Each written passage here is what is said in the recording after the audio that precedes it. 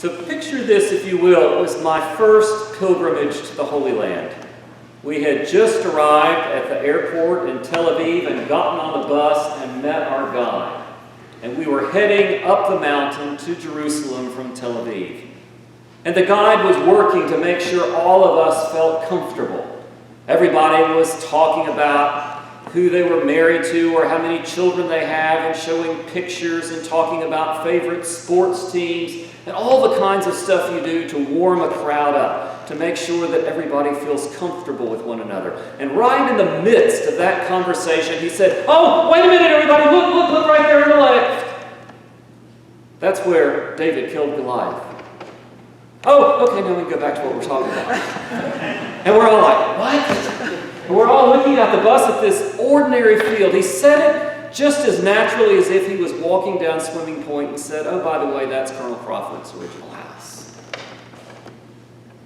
This story of David and Goliath is legendary.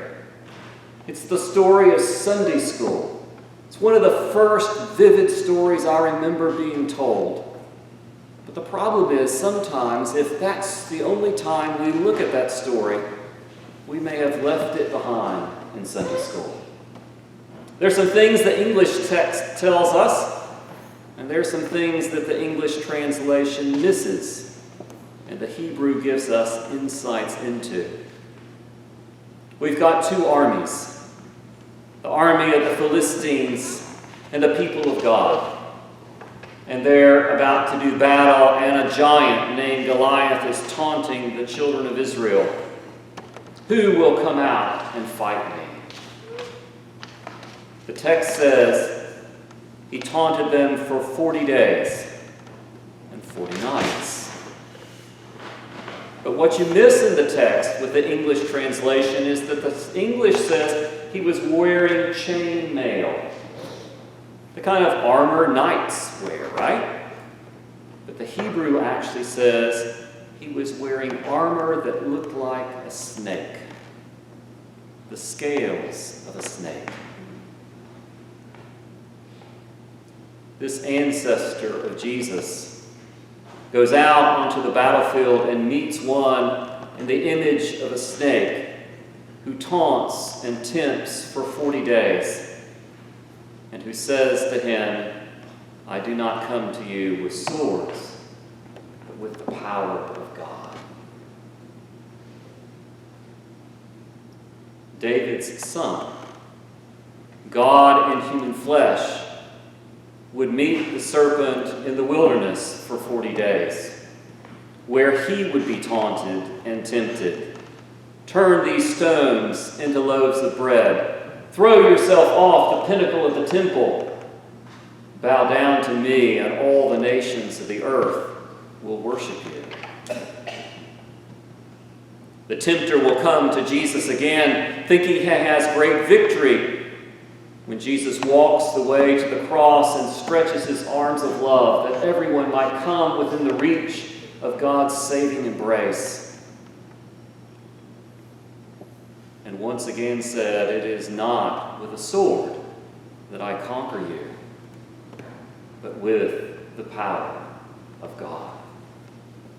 This same God in human flesh lies asleep in the back of a boat, waves overwhelming it, disciples terrified. "Don't you care?" Who stands up and says, "Peace, be still." And why are you afraid? Why are you afraid? There is a lot to be scared of in this world.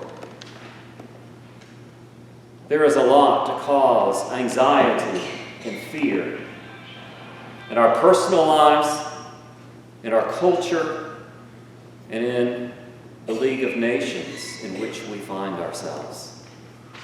And yet, we who belong to Jesus, we who have died and risen in the waters of baptism, we belong to Him. We don't encounter those obstacles, those things that terrify us alone, but we often huddle like the armies of Israel standing on the side of the battlefield, shaking in our boots, saying, "Who is going to conquer this giant for me?" Or lying in the boat with the waves coming across, saying, "There is no hope."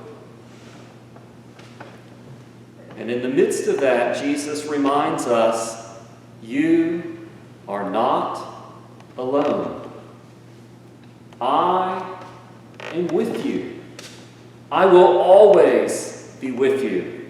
And it is not in your strength or in any ability of yours that you will conquer, but you will conquer through the power of God.